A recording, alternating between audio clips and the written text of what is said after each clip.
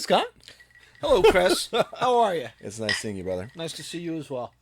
Did you have a good Easter? I did. I had a very good Easter. How about yours? I did the cooking. You did the cooking? Yeah, I did a lot of rack of lamb. About 3 racks of lamb. Ooh, Yeah. I don't like tortured baby animals, so. Yeah, no, they're good. They're tasty. Especially when they're tortured in babies. Yeah, absolutely. I'm a member of PETA. People eating tasty animals. I'm all about it. Oh, that's hilarious.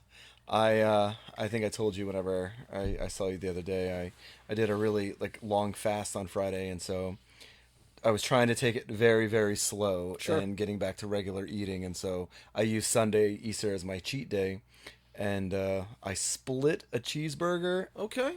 and I split a pizza. That's cheating. So, it would have so good, dude. I'm sure it was delicious. So Saturday is when I finished the fast, but I had a headache all day. Yeah. And then I could not wait to just indulge on Sunday. So that's basically what I did for Easter. When you have to do this fast, do you have to give up alcohol? Do you have to stop drinking? For this, well, I only did it for 36 hours. So for 36, That's a long time. 36 hours. 36 hours of no calories and just water. Wow. Oh, it was rough. It was definitely rough. All right. But I definitely made it, and here we are. What did it accomplish for anybody who might be watching? I mean, I'm not a food expert in any capacity, but I got to get in shape. I have a big event coming up in May. Okay. And it Did helped. you actually lose weight?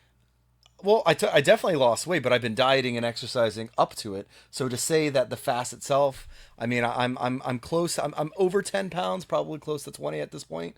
Under so. Nice. It was a lot of weight. Again, not an expert. I'm just following some advice, and it worked for me. Congratulations. But here we are. We're starting, and I just want to say, you guys want to support the channel, please like and subscribe on YouTube, and like on YouTube and comment there, not necessarily just Facebook. It would really help us to start getting a following and interacting in YouTube, and then we can start doing some live channels, because it'd be really cool to do something live. You know, we see the screen and we yell at people and or they yell at us. I can imagine you yelling at somebody. Am I really that way? I guess I am.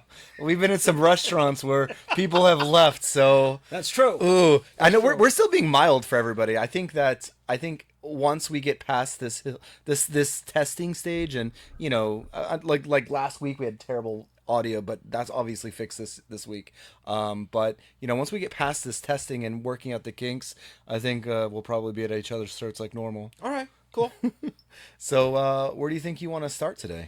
Dude, I don't care. There's so much going on. This is such a wild period in time. A lot of people want to talk about obviously Iran, obviously. But they also want to talk about Artemis. Oh yeah, we're going to the moon, or we're already at the moon, right? We're already on the dark side of the moon. Yeah, So we've already passed Apollo 13's distance record. Yeah. So, what do you think? Do you think we're going to be able to do enough research to actually land on the moon, or do you think that we landed on the moon before? Dude, I hear people with the conspiracy theories, and I think Ridley Scott once said, and Ridley Scott's a fantastic director, and he said that he did that he's actually the one who did the film. I don't know. Here's my problem for that. Okay, we want to beat the Russians. That's our goal. So we fake it and we film it. All right. Why did we go back 5 more times? We needed to keep faking it better.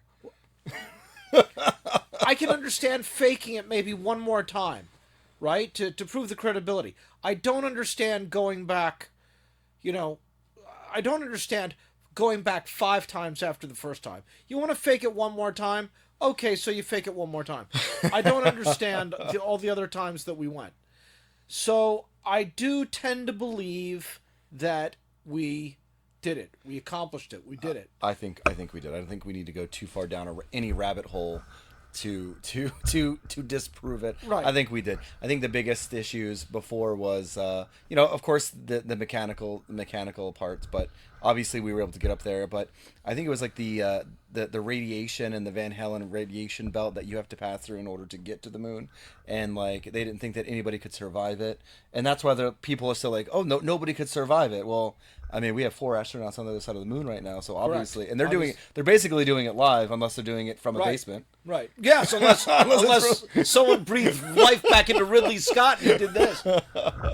No, I think they made it, and but I think it's also really amazing how it's stirring up so much going on down here with now that we're going to the moon again, and the goal is to possibly set up moon bases.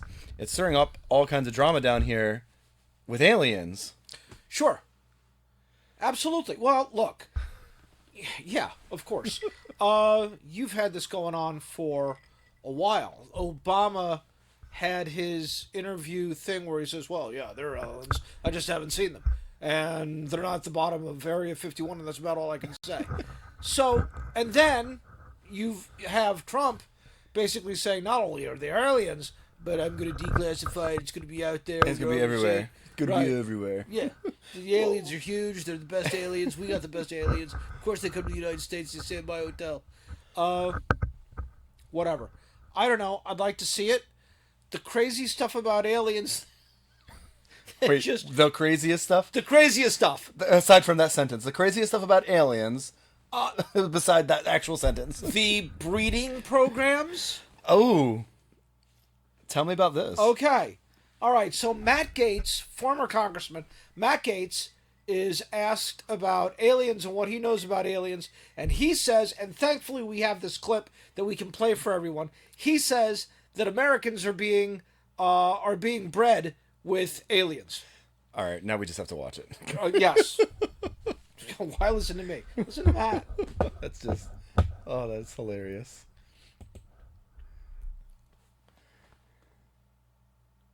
Tell me we're not having technical difficulties. No, it just has to unmute. I had someone come and brief me who was in a military uniform, worked for the United States Army, that was briefing me on the locations of hybrid breeding programs where captured aliens were breeding with humans to create some hybrid race that could engage in intergalactic communication. Aliens that were living were in forced breeding programs with humans that had been abducted from war zones and from even the caravans of migrants. All right. I mean, I don't have the tinfoil hat on just yet, Congressman, but I'm wondering, kind of how you react to that, because you are connected. You're on the UFO subcommittee. I mean, I'm just wondering what you make of that. Have you heard anything like that? Well, I'm still a member of Congress, so I can't really comment too much on what Matt said. But I will say this. Wait, seriously? Are you being serious, or is that I'm being tongue? 100% serious. Okay.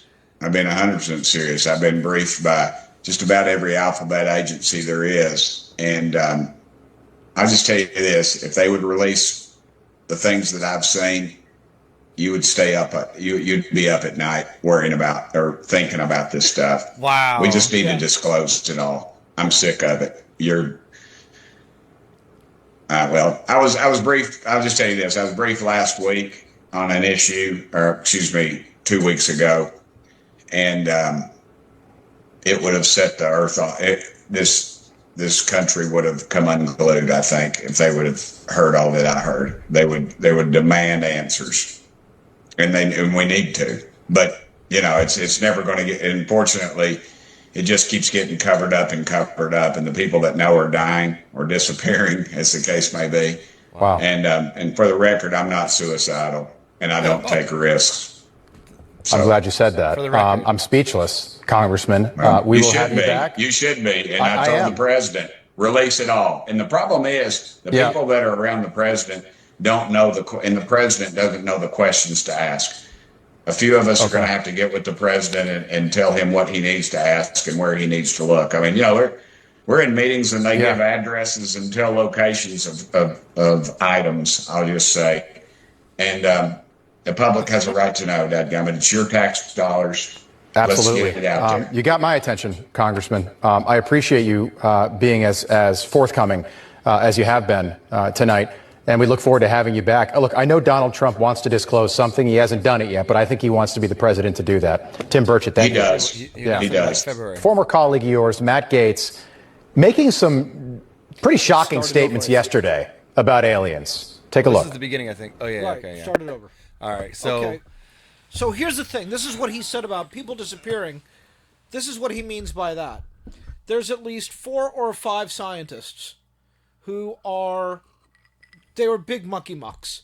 Physicists, stuff like that. They were all connected to NASA and or some sort of propulsion study going on. And 2 of them were found shot dead in their homes. Wow, hold on. Do we have an article on that? We have to find the article. Oh, that would be crazy. Yes. No, we can find it later. That's fine. I believe you at the moment. So that's 2 that were just shot in their homes. No motive, nothing stolen, nothing advanced as far as, well, this looks like it was a murder-suicide, or this was this, or this was that. No. They're found dead, shot in their homes, period. 1 was out walking, hiking with her friends, and she disappeared. And they've never found her again. And Wow. I think 2 more were also just vanished. Just without a trace. Now, this is all recent. This is all within the last 12 months. Yeah. Maybe that's why Bob Lazar went on Joe Rogan so quickly. Like I think it's just like in the last day or so. So he can't get disappeared because he's like a propulsion. That's what he studied. Sure. That's what he did. He was for Area 51, and it was amazing. And what he was actually promoting is, so Bob Lazar told this story, his story about Area 51, and he was like saying all of these things that was correct. And so this producer decided to create this movie. And so they basically are putting his whole movie together of what he encountered, what he witnessed, his experience at Area 51. And throughout making the movie, they were like, wow, like Bob Lazar was like correct on all of these things, revealing about Area 51 before it was even declassified. Right. And they use like, from what I understand, it's like 10% AI to generate. So he's like a young guy, and they're actually using him in AI form in some way to where he's I guess older now. And just to show his experience and what happened at Area 51, and it's amazing how, and it took like 3 years to do this movie, and now it might be released, I guess, along with all of this other stuff that's going on right now. Sure. So very, very good timing there. But holy moly, Yeah. can you imagine? It's crazy. Look, can I imagine? Sure. I'm older than you. Back in 1960s, Star Trek Are you sure? was out. Are you sure you're older than me? I think I'm older. It depends. I think you're older than me. Chronologically, certainly. Star Trek was a big television show, and Kirk was always like, nailing this like emerald green alien, and I mean, she was really hot, and if that's what we're going to be confronted with, I say bring it on. Oh gosh. I doubt that that's what we're being confronted with. No, probably. Can you imagine these breeding? Like that's so. It sounds so far fetched, and it just sounds so far out there. Well, here's my thought about that. You can't. When was the last time anything got bred cross species? Well, animals do that all the time. No, really. No? What animal? There's no such thing as a squirrel bat. There's no such thing as a squirrel bat. A squirrel bat. You're right. There's no such thing as the sheep catfish. Isn't it like cross speciation? Is it what it's called? And like, I don't know of any. I feel like plants like do that. Or all right, plants may do that, but you can't breed a human to a goat. We may have some humans that look like goats, but you can't breed a human to a goat, right? There are different pathogens. Okay. So if you're going to talk to me about, if he's going to say they're having these breeding programs, that tells me that the aliens are extremely humanish. Yeah, they're probably closer to us than. Yeah.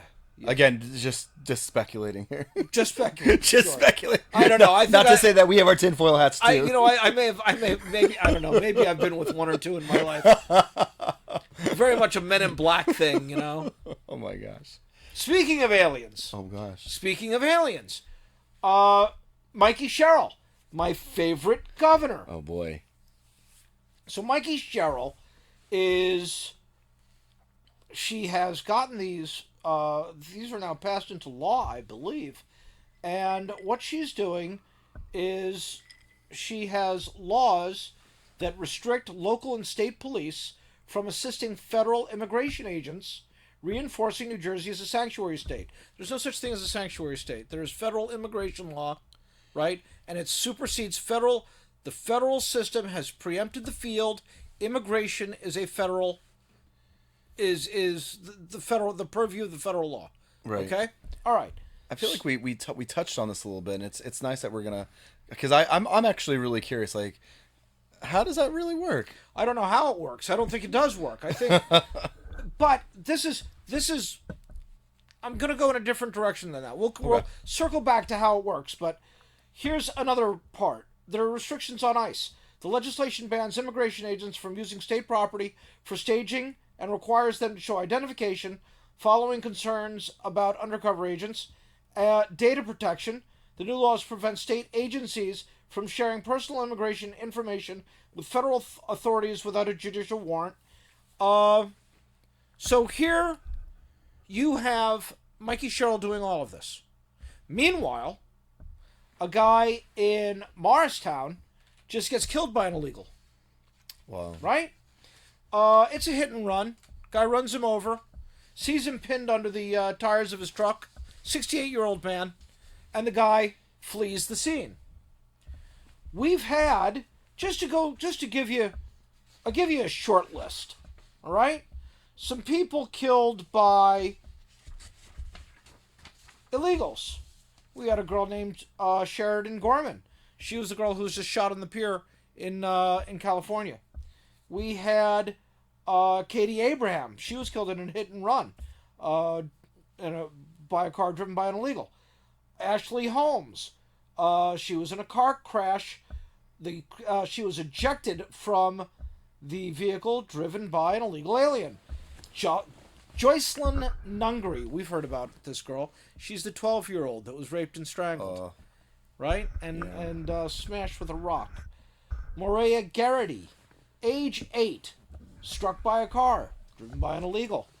I could go on. There's the list.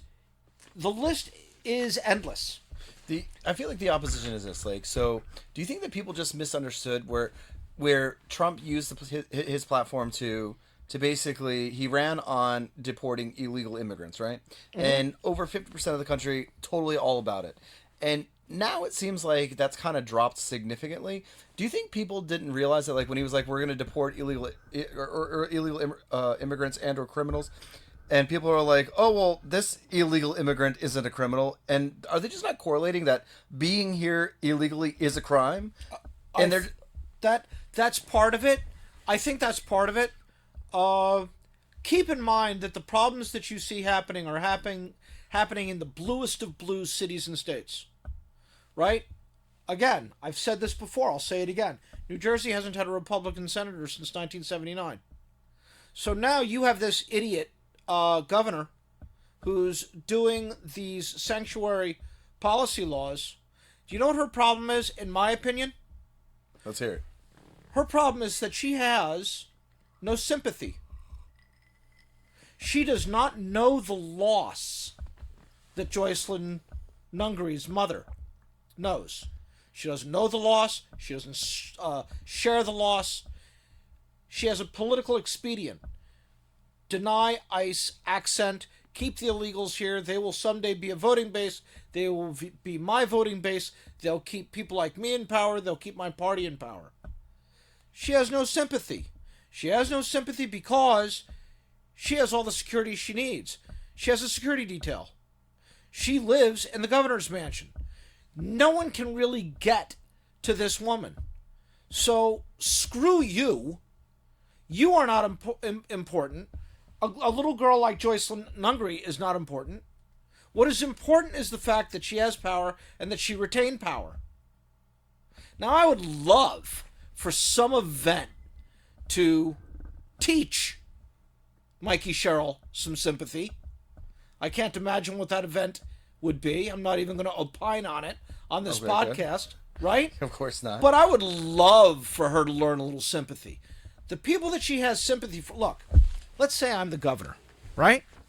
I'm the governor, and I know that sometimes people are getting killed by illegals. I have a sworn duty to protect who? American citizens who are the residents of my state. Those are the people I love. Those are the people I protect. So what do I do? Well, I put ICE everywhere. I allow ICE to be everywhere. I have cops communicate with ICE. They trade information with ICE, right? Because I'm going to protect my people. I'm honored that my people elected me to this office, and by God, I don't want to see any of them get hurt, especially by a person who doesn't even have the right to be in the country to begin with. You tell the fruit by the tree. You tell the person by their actions. Mickie Sherrill's loyalty is not to you. It's to the people that she's cultivating. It seems like they're following suit. It seems like everyone on the left, or as many as they can, they're all following suit in trying to make these sanctuary states. They're trying to protect this. This is like the hill they want to die on. Is kind of like what I'm getting at. Like, I don't hear much controversy about anything else. I mean, of course, like the Epstein stuff, but I mean, like that's all of that is just so convoluted itself. But like this seems to be like the hill they want to die on is keeping illegal criminals, keeping criminals that are illegals into this country, and then trying to create as much anarchy regarding it as possible. Absolutely, stir up the blue states and say, hey, disobey your elitists, disobey the police or ICE. Don't listen to them. Like fight back, and it's like you're encouraging this. This is all being encouraged. Not to mention, not only that, but what they're doing is they are creating another victim class, right? And again, this is all just out of the Marxist playbook. Cut segments of society into micro slivers, give them all a grievance, tell them all how they've been treated unfairly, foster feelings of animosity, envy, jealousy, right? And you start your class warfare. They're trying to make a class out of the illegal immigrant. Well, if you guys agree, like, subscribe, let's get you share your opinion. That's just man, what's next? You know what? Let's talk about puppies. I mean, after something like that, I know. Here I am. I'm wishing sympathy on the governor, you. Yes, You. yes. Which it's kind of like as the Stones would say, wishing sympathy on the devil. So I don't know, puppies. I don't know, whatever you pick. Man, I'll talk about anything. Look, as long as you're pouring, I'm talking. Dude, we're pouring. We're having a good time. I feel like again, like the hill, that's the hill they want to die on.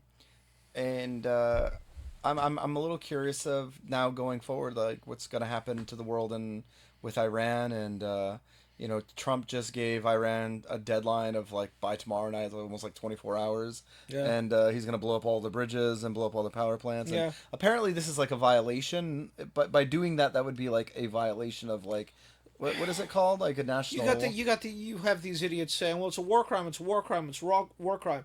And it's not a war crime. It's not a war crime. All of these things are dual purpose, right? So it's not like, this bridge, you can only blow up this bridge if it belongs to the Iranian Guard. I got news for you. The Iranian Guard doesn't own any bridges. They use the same municipal infrastructure as anybody else. So it's all dual purpose. So if the purpose can somehow benefit the military, it's fair game. And again, no one wants to know their history. They're way too busy doing whatever it is that they do. But, dude, just recently, H.W. Bush in the Iraq War, the first thing he did was he took out the power plants. Right? He knocked out the electricity. Yeah. You want to fight us? You're going to do it in the dark. Desert Storm. HW did the same thing. It is standard freaking Clausewitz on warfare. Right. It's what you do. So now, since last week, where do you think we're going to? We're like what, week 5 into this? Do you still? Yeah. You made a prediction, and are you still going? Are you still kind of set in that prediction? You thought, dude, I'm still thinking this is over by the end of May. I still think this is done. Okay. And I'm actually hoping that it'll be done. Sooner. But yeah, one of my predictions, I believe, was, if I remember my prediction clearly enough, was that we were going to put boots on the ground and we were going to take Karg Island. Right. I still think we're going to do that. I think it's a good thing to do. I think we need to do it. I think we take Karg Island, and I think what we say is, Karg Island's now ours until further notice. How much more of your country do you want to lose in increments? It's still amazing how no one has stepped up to be like, hey, we're going to do it. We're going to come in. Right. I found that to be very amazing. Which is why, like, I feel like it's just so unpredictable. It's like, if our allies aren't going to be involved and aren't going to do anything, like, what is going on? What is the... Dude, I think this might be the death knell of NATO. Yeah. Because it's true. Look, you've got all these NATO countries. The NATO countries should come in, and they should say, you know what? We're going to keep the Strait of Hormuz open, and we're going to keep it open now forever. Right? Strait of Hormuz is permanently open. Or, I don't understand what the other country is. It's not Qatar. Maybe it's Oman. Oman's got this peninsula strip also. Mm-hmm. Do you realize how worthless, how impotent, or emasculated Iran would become if A, the NATO powers took over the Strait of Hormuz permanently, right? It's nobody can charge a tax, no one can charge a fee, no one can stop a boat, no one can do anything. It's free flowing traffic. United States of Hormuz. Right. Yes. Well, look, and you know what? You know what I have that makes me oppose that is that we don't really get anything from there. So this has got to be UK, Germany, France, Spain, Belgium saying, we're putting our forces here. This is just going to be a free flow of trade, and no one's going to collect a dime on it, and no one's going to, bomb a boat, torpedo a boat. And that's what should happen. And in a brave world, that's what would happen. Right? Right. It's not happening. Build a canal through Oman. I don't know whether the country is Oman. No, if you look, there's this little isthmus that comes out, and you could bypass the entire thing by having a new canal built. So something that I recently learned. So, like, you've spoken before about, we've been at war with them for 40 or 50 years, somewhere in between that number, right? Mm-hmm. But pre that, like, I was like, what is it? Before 1940 or 1950, before all of this was happening, Iran was like an amazing country. They were not nearly as conservative and or as radical as they are. Dude, in the 1960s, the 1960s, the early 70s, people used to go to Iran. Well, so it wasn't until they wanted to nationalize their oil that England and the United States were like, oh, nope, we're going to intervene, because if they were going to nationalize it, what would stop any other country from doing it? What would stop any other country in the Middle East with having all of it oil from doing it? So Europe and us put an end to that. And so now here we are, 2025, we're here in Iran, and Europe, we're like, hey, Europe, you started this with us. Do you want to finish it? Do you maybe want to get in there and do something? Right. It doesn't make any sense. It doesn't make any sense, and again, like I say, it is what a weak hill. What a weak and extremely low altitude hill, right? Mm-hmm. For NATO to die on. We've done all the heavy lifting. You need to send your Navy out, as diminished as it may be, right? As paltry as it may be. You, France, Spain, Germany, Belgium, right? Send your assembled Navy, as impotent as it may be, and you guys keep the Strait of Hormuz open. Right? Simple. The USA did all the heavy lifting. All you guys have to do is basically try and keep the peace. And they won't do anything. Nothing. Zero. We can't even fly over their airspace. So yes, something's not making sense. Not to say this is a conspiracy, but just something's not making sense. And It's, even again, Iran is still claiming that they don't want they don't want to do the ceasefire. They don't want to.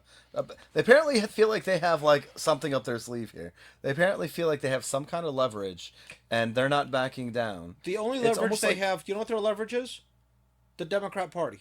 I guess That's their leverage. It's almost like Russia and Ukraine.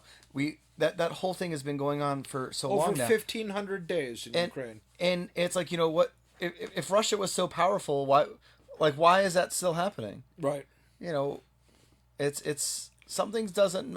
I'm guessing there's a big balance that has to happen in politics, of course. And you can't cross this line here, you can't cross this line here. You got to do everything the right way. But we have Trump that's like, I'm going to do whatever I want. And so why hasn't he just done it yet? Why? I mean, we're already over there. I guess he's trying to be delicate now. He is trying to let diplomacy run its course.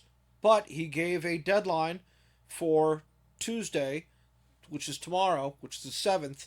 By 12. Huh? I think the deadline's like 12 tomorrow. I don't know. No, it's 8 p.m. Oh, okay. 8 Eastern time, right? Mm-hmm. The bombing begins. We'll see what happens. Interesting. We'll see what happens.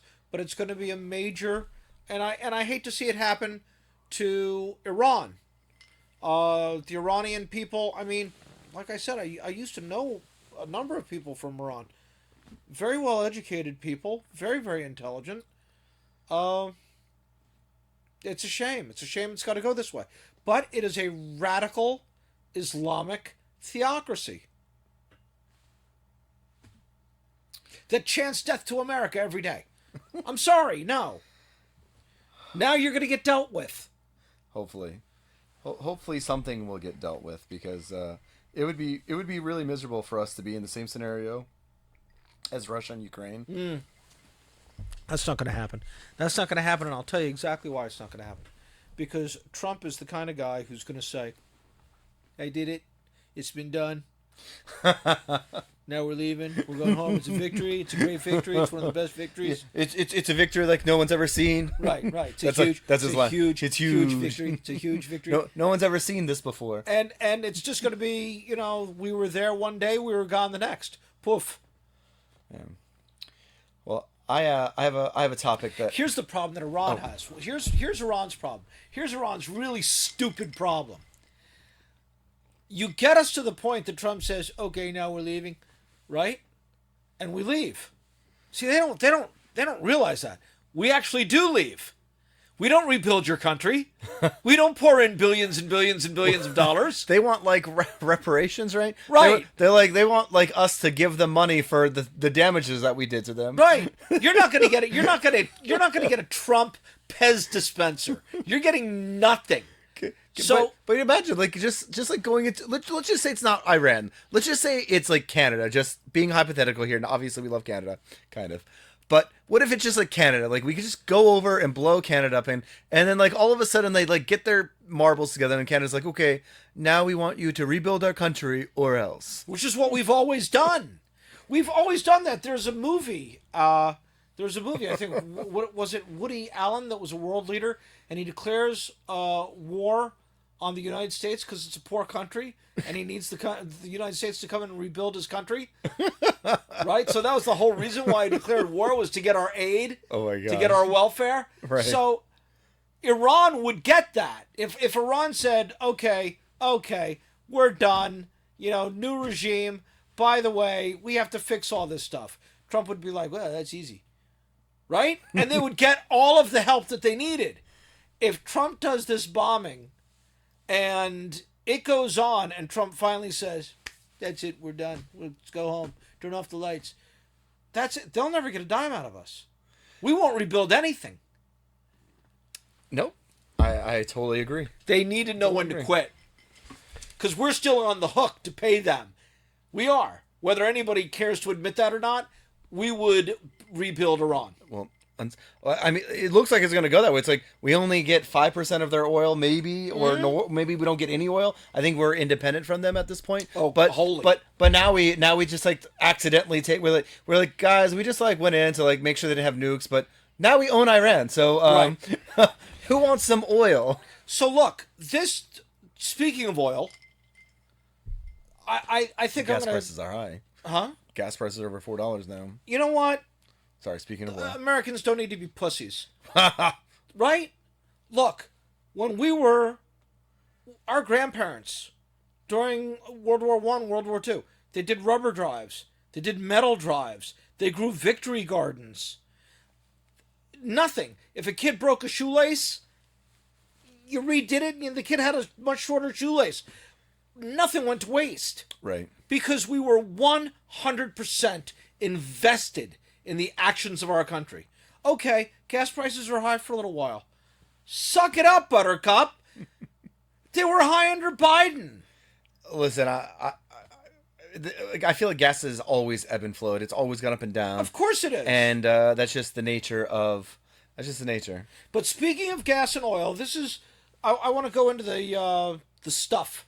The stuff. Let's talk about some stuff. Okay, so I want to deviate a little bit too, but it won't even be about gas and oil. But, all right, you go first. Okay, so look, for those of you who are watching right now, and probably I don't know what our average age is of anybody that's viewing us. Adam Brown, how old are you? Right. And you need to get invested. You need to get invested. There's Charles Schwab accounts, there's TD Ameritrade, there's things like that. You need to get into the stock market, you need to get invested. You need to open up an account. Not financial advice. Not financial advice. You need to open up an account, you need to link your checking account to that account, and you need to get into it. There's a stock that I just invested in. FASF. FASF. Okay. This is a company that is taking coal, and without burning the coal, they're doing something to the coal, and they're using it to make diesel fuel. It is 100% CO2 free. So you're using coal to make diesel fuel and hydrogen gas without producing any CO2. Okay. That to me, if that process actually works, if that's real, right? To me, that's like the invention of the electric light bulb. That's as significant as that is. Coal is enormously abundant, and we're making diesel fuel out of coal without producing CO2. That's huge. Yeah, but aren't we already making fuel out of hydrogen, which is the most abundant element in the universe? The problem with hydrogen is this: you make hydrogen by mixing electricity and water. The problem is that your source of electricity is more expensive. You're wasting too much money to make the actual gas. Mm-hmm. Right? I can make hydrogen in my garage. Don't try this at home. Well, you're making me give all these disclaimers here, dude. Sure, no, it's true. Not financial advice. Don't try this at home. Right. Damn. I thought we were gonna save this for at least episode 5, where we're gonna get into some shit. Right? No. Let's do it right now. You can make hydrogen in your garage. The thing is that you're using a regular outlet, and that outlet is not.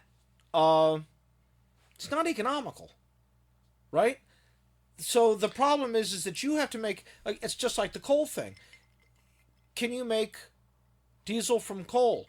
Is it economical enough? Are you getting enough diesel from the finished product to where this has become is economical? If it is, and I keep saying if, and people are looking at me right now and they're thinking, you moron, why'd you buy the stock if you don't know that it is? They say that it'll come. I don't know. If you build it, they'll come. I don't know. If it is, this is going to be huge. Dude, huge. Well, I have some good economic,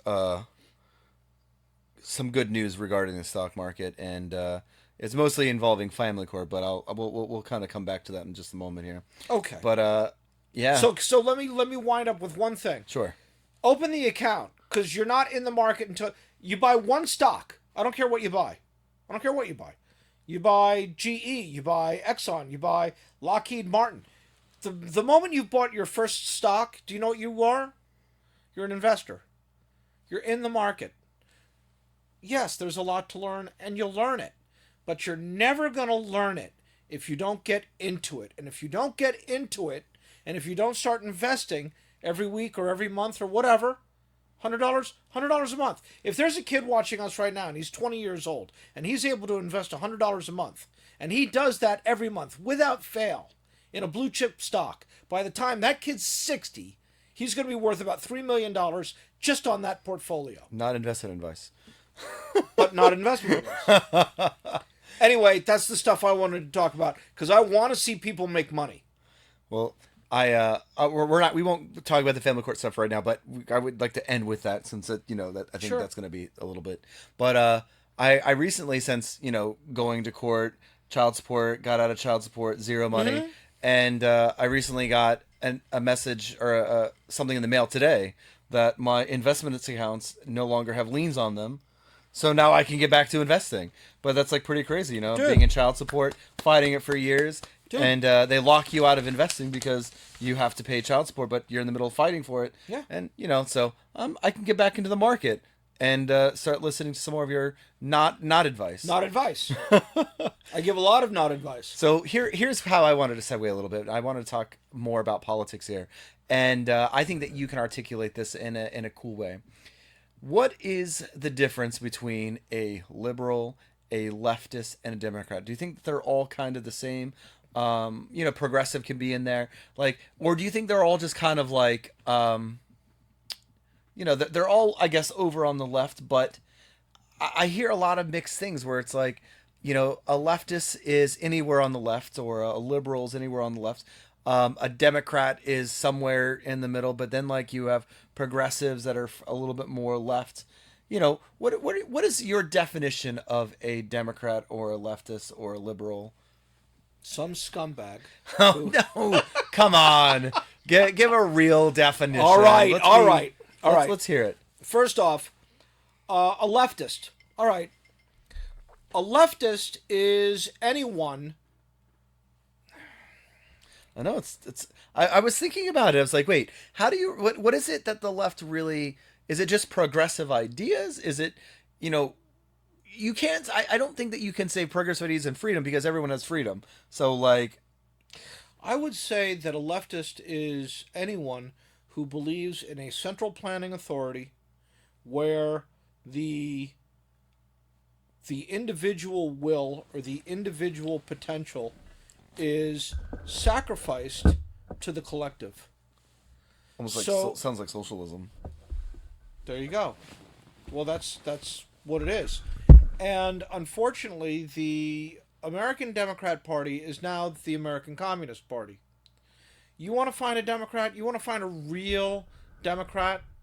Okay, find someone who's about 85 years old, who the last person they voted for was, let's say, Kennedy or Truman, and they have never voted again because they can't bring themselves to vote Republican, but there's never been a Democrat that's represented them since. Right. Okay, that's a Democrat.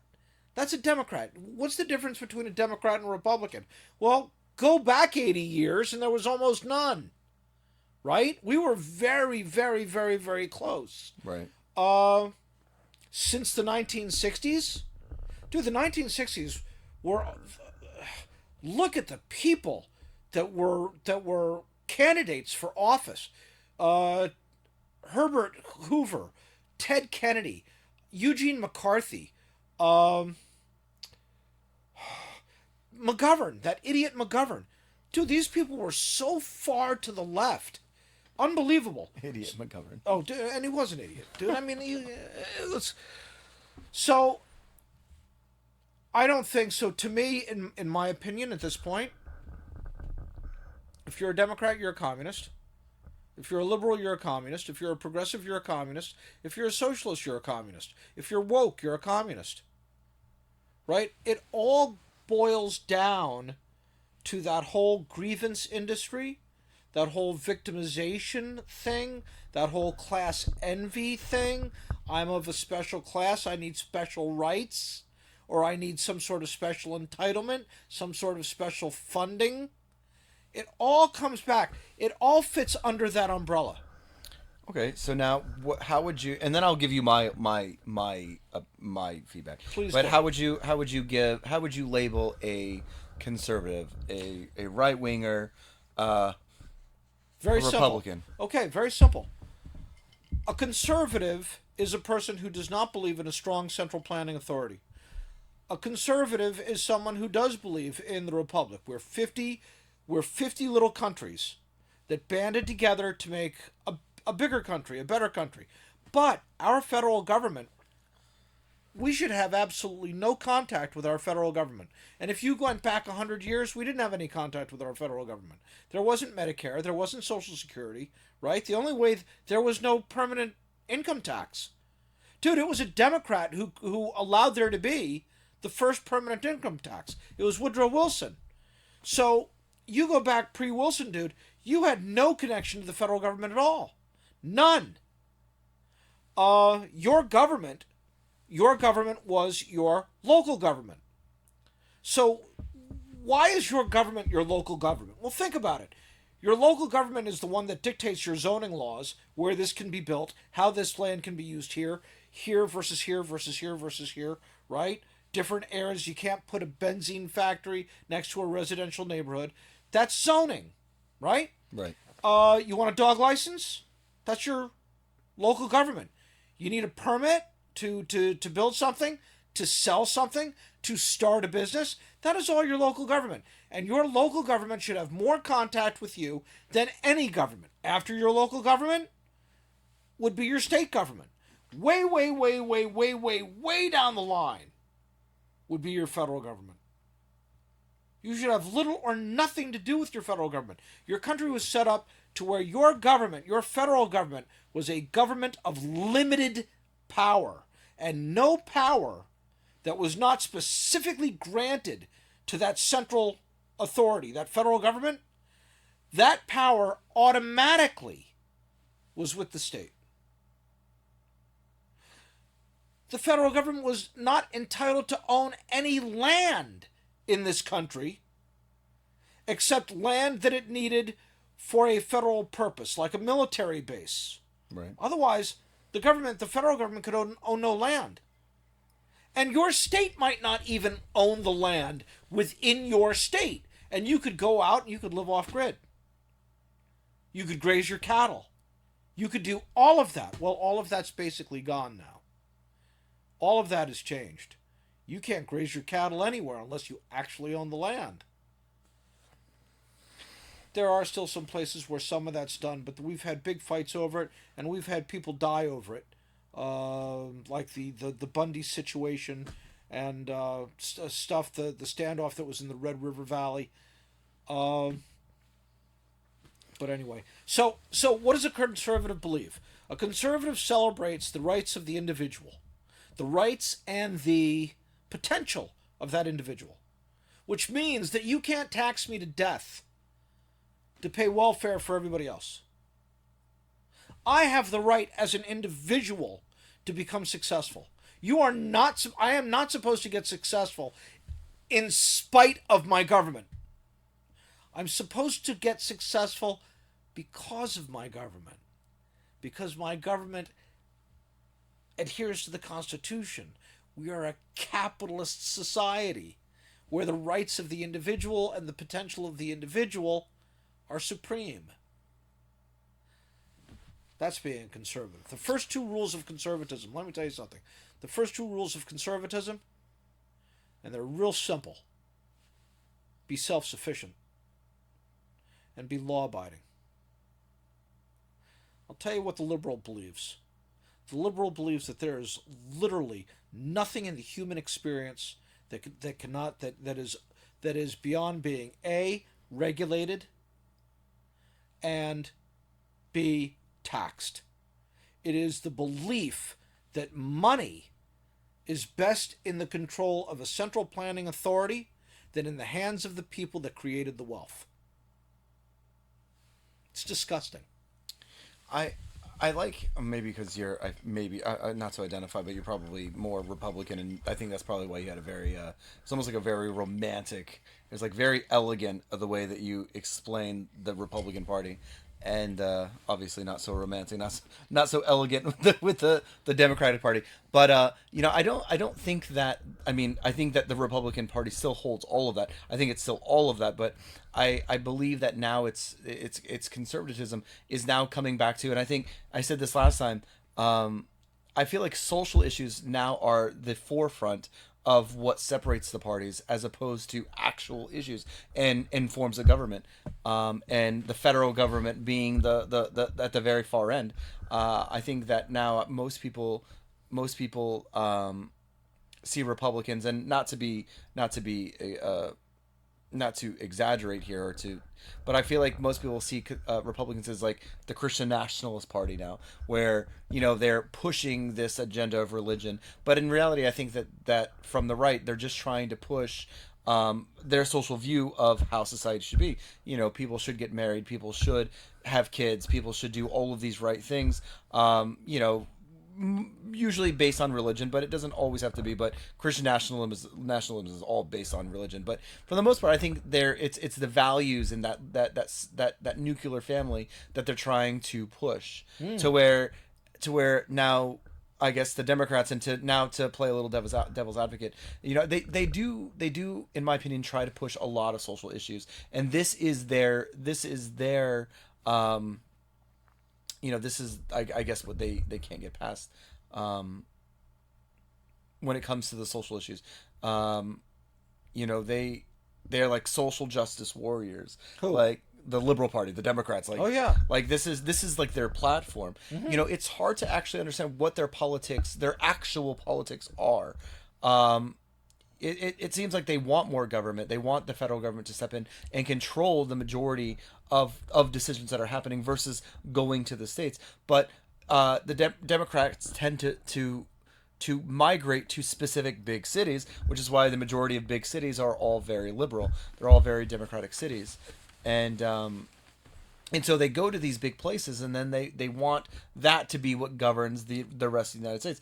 Have you ever heard, not to deviate a little bit, have you ever heard like a Democrat be like, we need to get rid of the Electoral College. We need to, why should Nevada have any say on how New York is being run, right? Mm-hmm. And it's because but Nevada really doesn't have any say on how New York is being run. Well, it does because of the Electoral College, because whenever we're voting, their vote matters just as much as New York.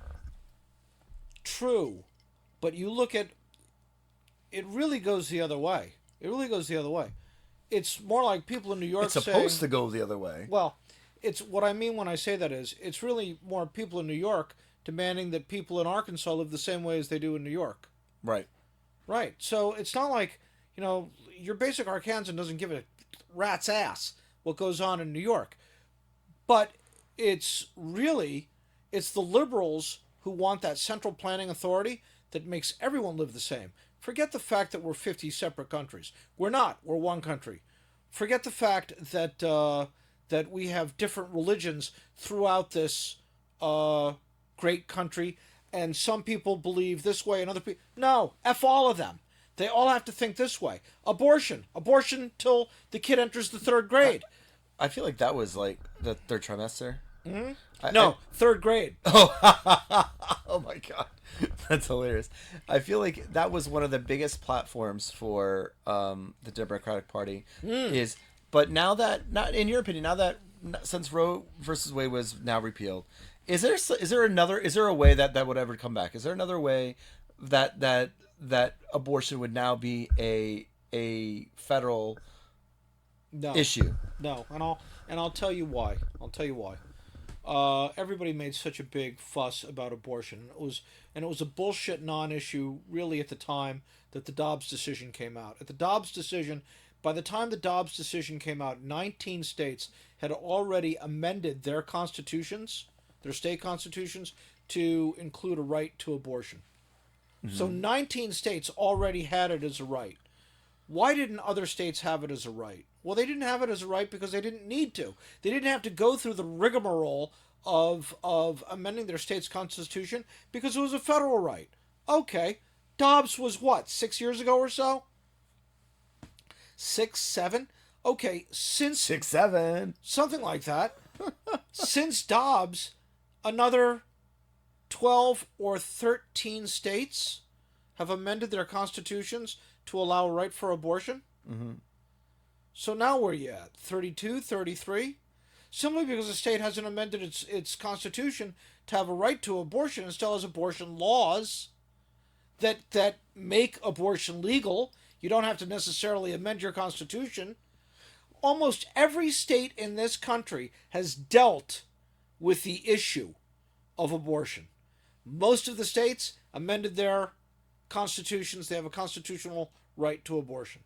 So what you're saying is, if Democrats focus on their state and focus on passing specific laws in their state, like it could still be very Republicans and Democrats can still coexist. They could say, you know what, we don't need to have the federal government involved. We could just support.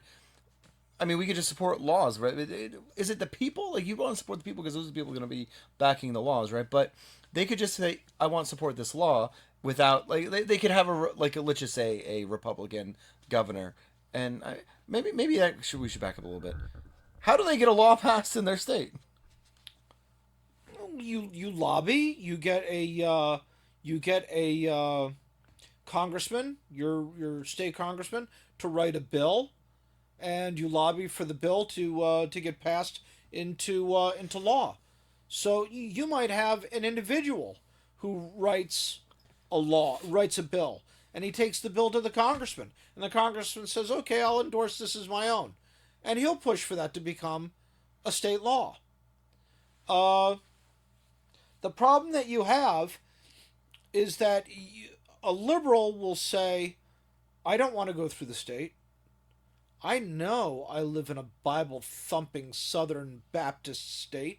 I'll never get anywhere with this. My only shot at getting this into law is to go to another area that is full of like-minded people like me.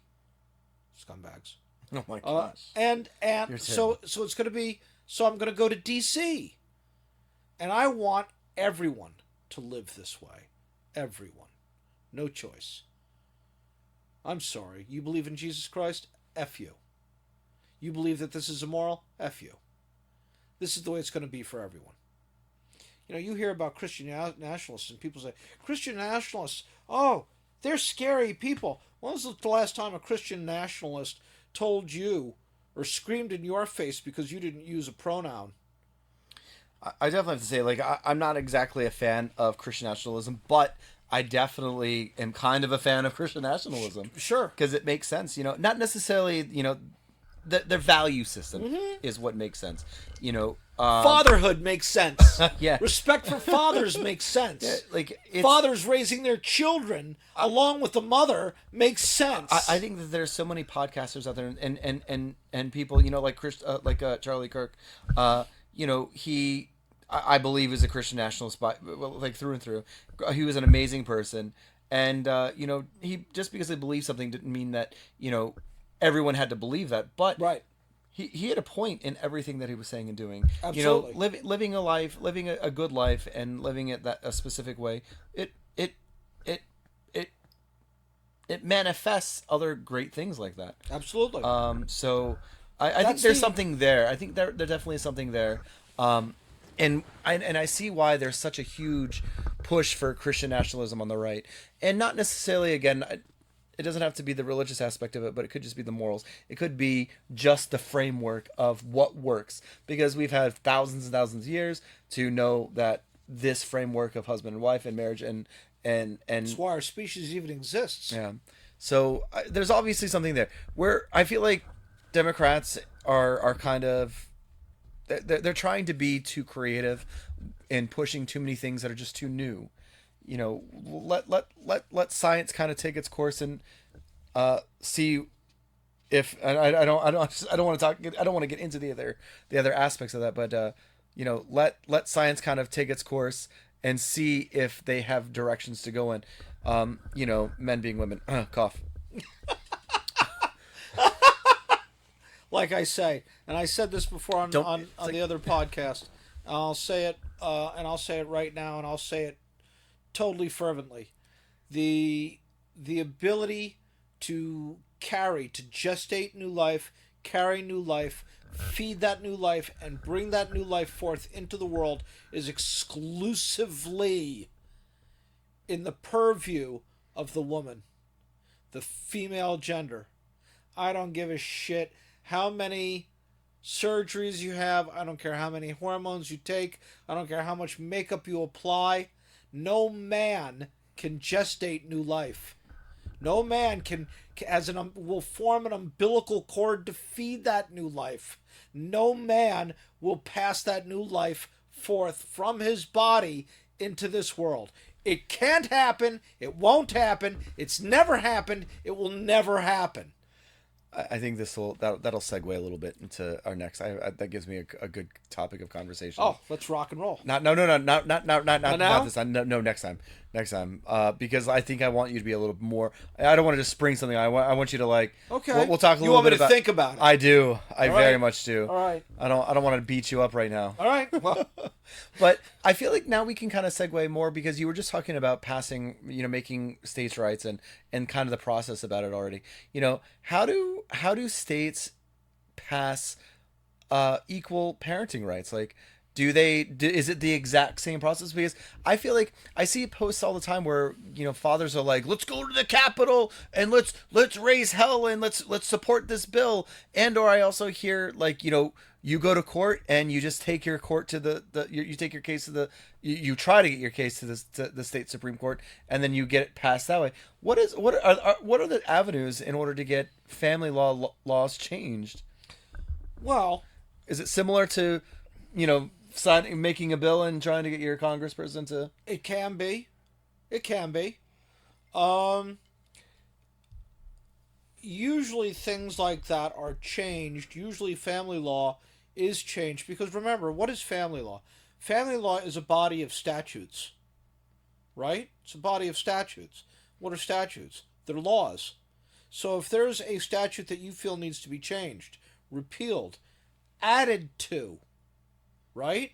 You would try and write a bill and get a congressman to back that bill and see if you can navigate that into becoming law.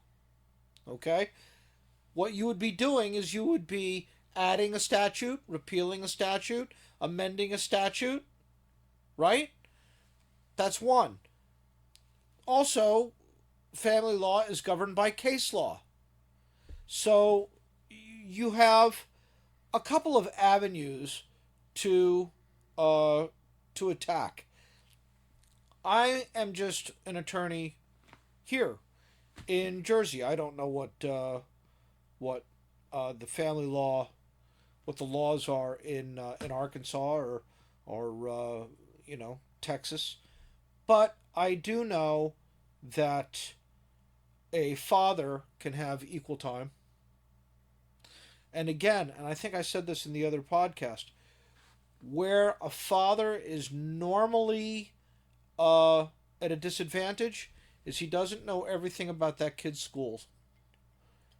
It is everything you need to know as much or more about your child than the mother does. Because there is going to be a presumption, even though the presumption has waned quite a bit over the years, there's going to be a presumption in many states and in many courts, and that includes Jersey, that the child is better off with the mother. The father needs to know as much about that kid, if not more, than the mother. What prescriptions, what strong points, what failings, what is the kid susceptible to? Food allergies. If the kid turns out, dad is saying, here, little Jimmy, have a payday, and wife dives over a council table and says, no, you moron, he's got a peanut allergy. Who do you think is going to end up with more time with that? That's going to go like a screen door in a submarine. Right? Yeah. That guy just stepped on his... Right? I know you wanted to say it. You have to know your child. And you have to know the mechanics of that child's school.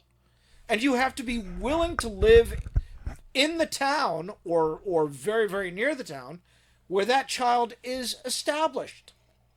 Those are all the things that you have to do if you want to have a meaningful 50-50, 60-40 parenting time situation with your child. Question. A little on topic, but so Kentucky, if I'm not mistaken, it was Kentucky. Like last year, beginning of last year, the end of the year before, put into place like 50-50 laws for across the state. Not just legal custody, but physical custody. That is the law, like Florida. But Florida's been like that. I guess Florida's been like that around the exact same amount. A lot of states are like almost like converting. That's But- nice. But Kentucky specifically had a study around the exact same time, and as soon as this law went into effect, since tracking, divorce rate has plummeted. Plummeted. Yeah, I agree. Like That makes sense to me. they're like, okay, you can't just divorce your husband and then take the children. Right. And then like it's like, okay, well, Then maybe I shouldn't get divorced. right. Right. And it's like totally plummeted. Look, I'm going to say this. I'm going to say, do we have time? We do. All right. So I'm going to say this, and I mean it very, very, very sincerely. This is advice that was given to me by a rabbi, and I'm going to share it right now with anybody who might be watching, and that is this: you need to know the difference between lobster love and real love. Oh, I remember you telling me about lobster. Okay, I like this story. Yeah. So, lobster love. I love lobster. I do. I love lobster. I love the way it tastes. I love the texture of it. I love just putting my face in it and love it. Easy, Scott. Thank you. Easy, Thank Mr. you. Kelly. Easy. Love it. Love it. But I don't really love it. Because if I really loved it, then I wouldn't steam it to death, and I wouldn't crack its body, and I wouldn't pick it apart from its shell. Oh my gosh. Right? I wouldn't do anything like that. If I really loved it, right? I'd put it in a nice, beautiful saltwater fish tank. I'd feed it the best krill. I would never introduce anything negative to that lobster's life. I would have a backup generator to power the fish tank. Okay. Knowing that I love my lobster and being weird enough to think that my lobster loves me, right? I would realize that we're separated by a big thick pane of glass. And so what would I do? I'd buy a lovely lady lobster, because I'd want my lobster not to be lonely, right? What is love? Love is sacrifice. You never introduce anything negative to someone you love. You never ask them to do drugs. You never did nothing. That's crazy. That's lobster love is the love of vanity.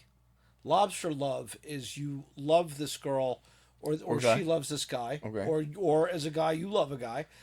But I don't want to talk about that. Or as a guy, girl, you love a girl, guy. Or Okay, now we're getting off. Okay, continue. anyway, whatever it is that you love the way they make them feel on your arm, the way they aggrandize you, the way they augment you. That is the love of control. That is the love of vanity. That is the love of that a showman has for his favorite prop. That is the love of domestic violence, Oh boy. right? That's what that is. That's not real love. Real love is sacrifice, it's devotion, is responsibility. That's real love. Real love is duty and obligation.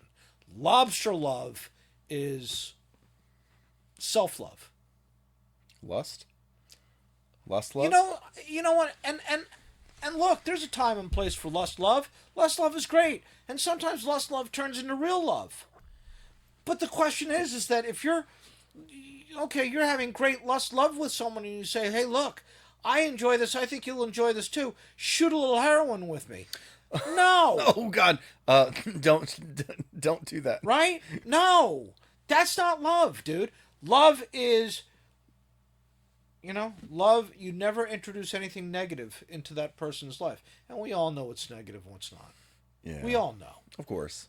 Here, do ecstasy with me. No, that's, you're loving yourself and you're trying to get her to be the proper prop so you can love yourself better that night. Yeah. Or her. Or him. Or all. Well, we've already gone down that road. Him, her, all.